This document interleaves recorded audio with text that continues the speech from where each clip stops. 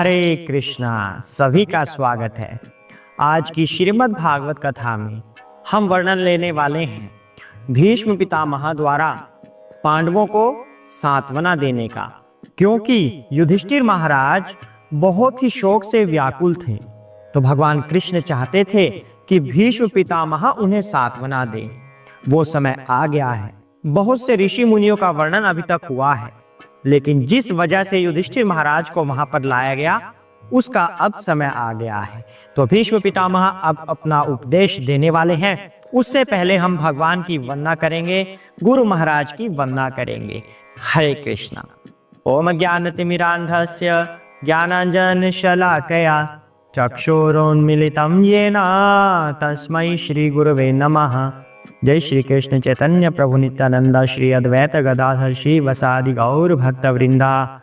हरे कृष्णा कृष्ण कृष्ण हरे हरे, हरे राम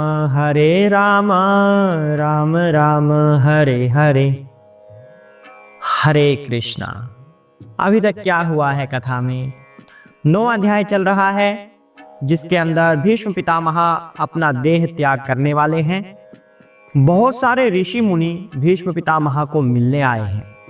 उन सभी ऋषि मुनियों का एक एक करके वर्णन हुआ है। नारद का, व्यासदेव का, भरद्वाज मुनि, परशुराम, वशिष्ठ जी, विश्वामित्र जी।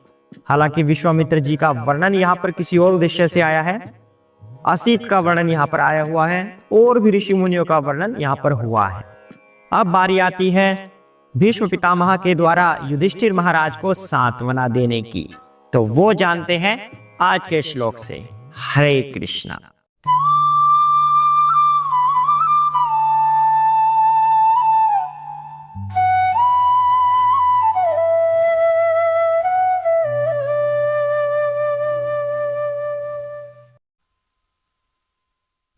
पाण्डुपुत्रानुपासिनान् प्रश्रय प्रेम सांगतान् अभ्याचष्टनुरागश्रा अंधीभूतेन चक्षुषा।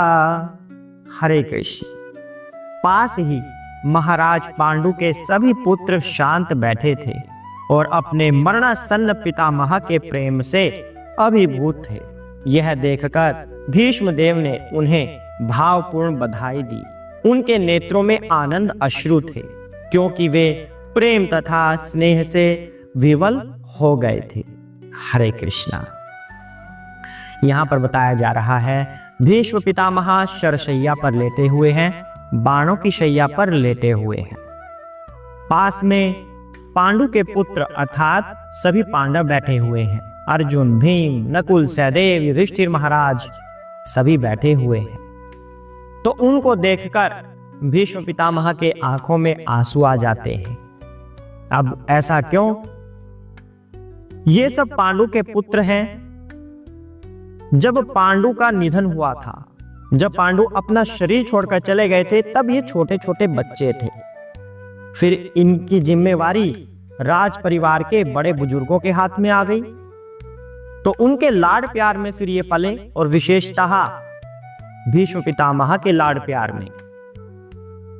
उसके बाद जब ये थोड़े थोड़े बड़े होने लगे, तब दुर्योधन इनको सताने लगा।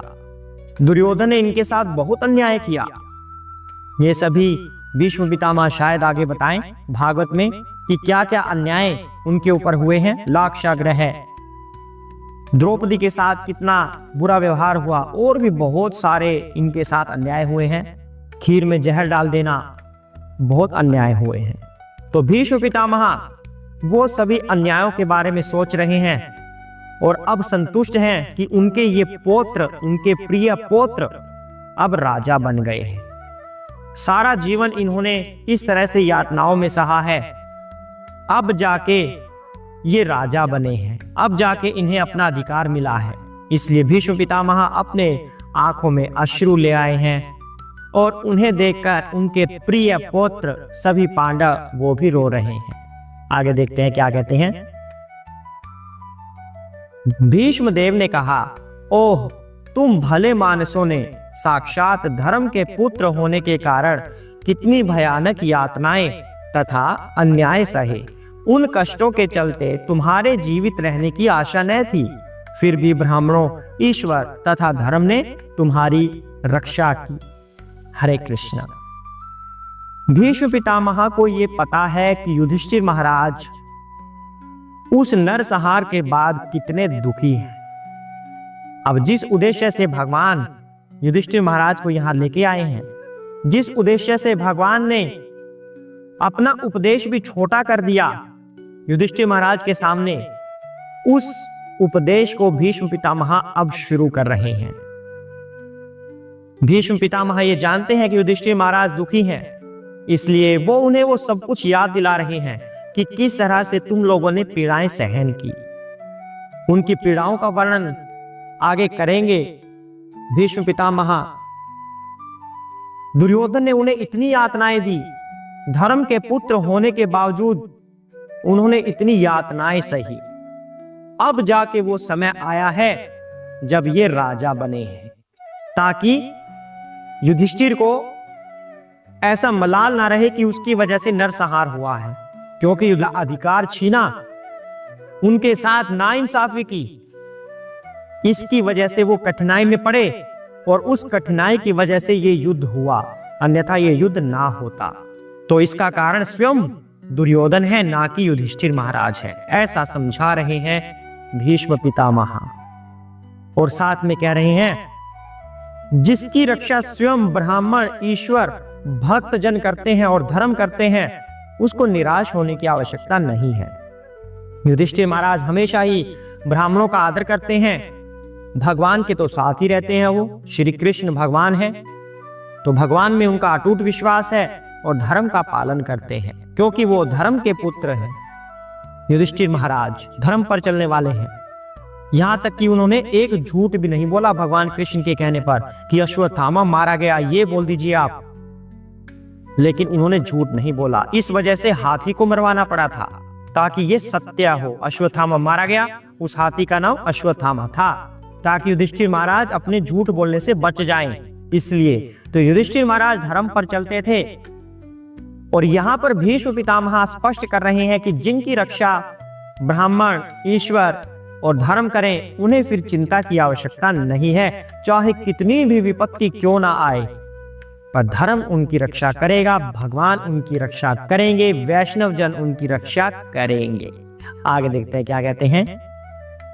जहां तक मेरी पुत्र वधु कुंती का संबंध है, वह महान सेनापति पांडु की मृत्यु होने पर सभी बच्चों के साथ विधवा हो गई और इसके कारण उसने भयंकर कष्ट सहे। और अब जब तुम लोग बड़े हो गए हो, तो भी वह तुम्हारे कर्मों के कारण काफी कष्ट उठा रही है। भीष्म पितामह कह रहे हैं कुंती माता तो दोगुने कष्ट भोग रही है। जब तुम लोग छोटे थे, उनका पति वो चला गया कुंती को छोड़कर, तो बिना पति के एक विधवा स्त्री कैसे अपना जीवन जीती है, वो केवल उसी को पता है, कोई दूसरा उसके इन कष्टों को समझ नहीं सकता। इतने कष्ट सहे हैं उसने। पति के जाने के बाद जिस राजघराने की वो बहू थी, उस राजघराने में अपने बच्चों को पालने में उनको कितनी समस्या थी, क्योंकि सभी वहां पर महत्वाकांक्षी थे। धृतराष्ट्र, दुर्योधन महत्वाकांक्षी, किसी की ना मानने वाले, मेरा मेरा सब कुछ मेरा। धृतराष्ट्र का मतलब क्या है? धृत कठोरता से पकड़ना, राष्ट्र को, अर्थात धृतराष्ट्र कठोरता से राष्ट्र को पकड़े हुए हैं, छोड़ नहीं रहे हैं। वो धृतराष्ट्र जो सारे राज्य को अपना समझते हैं। हालांकि होना क्या था, युधिष्ठिर महाराज सभी भाइयों में सबसे बड़े हैं, चाहे वो धृतराष्ट्र के पुत्र हो या पांडु के पुत्र हो, सब में सबसे बड़े हैं। तो राजा का अधिकार केवल युधिष्ठिर महाराज का था। लेकिन पांडु के जाने के बाद वो सब तो बच्चे थे, उनकी कौन सुनेगा। धृतराष्ट्र ने अपनी चलाई धृतराष्ट्र ने। और जैसे ही उसका बच्चा बड़ा होने लगा दुर्योधन, उसने भी अपनी चलाई, किसी की नहीं माने। तो उस माहौल में अपने बच्चों का पालन पोषण करना एक विधवा स्त्री के लिए कितना कठिन है, वह तो केवल कुंती महारानी ही जानती हैं। और ऐसे में वो भक्त बनी रही, भगवान की इतनी बड़ी भक्त है कुंती महारानी। उसके बच्चों को मारने की कोशिश की गई, हमेशा खीर में जहर डालना, लाक्षागृह में मार देना, अज्ञातवास, उनकी बहू के साथ बुरा व्यवहार, क्या क्या कष्ट उन्होंने नहीं सहे। रही सही कमी कह रहे हैं ये उनके बच्चों की करनी की वजह से सह रही हैं। अब करनी क्या है? युधिष्ठिर महाराज ने दूत कीड़ा में साथ दिया, पत्नी को दांव पे लगा दिया। महाभारत में जो जो घटनाएं हुई हैं वो सभी हमें सीख देती हैं। ऐसा नहीं युधिष्ठिर महाराज पूर्ण रूप से सही थे, धर्म के पालक थे वो तो सही हैं, बिल्कुल नहीं। युधिष्ठिर महाराज के जीवन से एक शिक्षा मिलती है, पहली बात तो जुआ खेलना ही नहीं। महाभारत ये सीख दे रही है हमें। कहते हैं ना कि जुआ खेलना महापाप होता है, महाभारत से सीखिए महापाप क्यों है।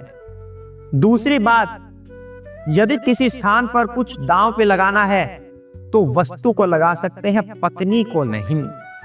जीवित इंसान को दांव पर नहीं लगाया जा सकता। और युधिष्ठिर महाराज ने तो दांव पर द्रौपदी को लगा दिया था। उनकी करनी की वजह से ये सब कुछ हो रहा है। इंद्रप्रस्थ उनके हाथों से चला गया, हालांकि बाद में बड़े बुजुर्गों ने वापस दिलवा दिया था, लेकिन वहीं से घटना शुरू हो रही है युद्ध की। वैसे तो महाभारत काफी पीछे से शुरू हो चुका था। उस समय में कर्म के आधार पर किसी को राजा बनाया जाता था, जन्म के आधार पर नहीं। लेकिन धीरे धीरे ये प्रथा बदल गई और जन्म के आधार पर राजा बनाया जाने लगा। शुरू तो वहां से हुआ था, लेकिन उसको अग्नि दी युधिष्ठिर के इस जुआ ने, जब उसने द्रौपदी को दांव पर लगाया। तो यहां पर कह रहे हैं भीष्म पितामह, रही सही कसर उनके बच्चों की करनी ने पूरी कर दी। कितने दुख भोग रही है कुंती महारानी। भीष्म पितामह ऐसे कह रहे हैं और साथ में सांत्वना दे रहे हैं। आज हम इतना ही करेंगे। कल हम जानेंगे भीष्म पितामह और क्या क्या गिनवाने वाले हैं कि क्या क्या कष्ट आए थे पांडवों के ऊपर और कैसे भगवान ने उनकी रक्षा की है। आज इतना ही करते हैं। यदि कोई प्रश्न हो, कुछ समझ ना आए तो पूछ सकते हैं। हरे कृष्णा। ओम नमो भगवते वासुदेवाय।